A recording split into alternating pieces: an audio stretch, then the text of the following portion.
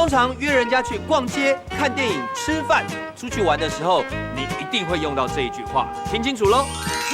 莫给时间卡有限。莫给时间卡有限。莫给时间卡有限。你什么时候比较有空？因为这样呢，你才可以知道对方的时间是不是可以跟你配合，你才会约到人呢。今天刚好我要约我的朋友去看电影，所以赶快跟我去看看我是怎么运用这一句话的。走。莫给时间卡有限。都无聊，好无聊啊！约雨儿去看电影。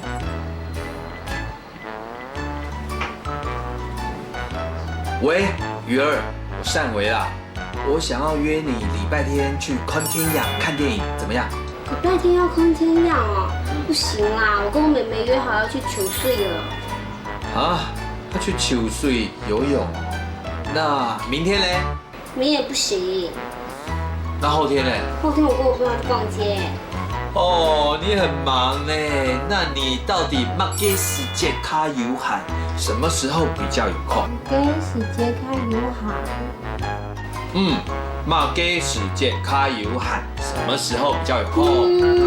哦，你不要再了啦，那我帮你决定好啦，那就拜六安补，礼拜六晚上。可以呀。那就拜六安补，礼拜六晚上见喽。好 ，OK， 拜拜。拜拜。Yes， 约到喽！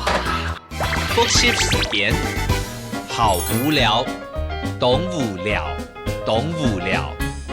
看电影，看天养，看天养。游泳，球水，球水。你什么时候较有空？莫给时间卡有限。莫给时间卡有限。星期六晚上，拜六安补，拜六安补。行真耶客家 V&B，本人客家聽下嚟講客家吧。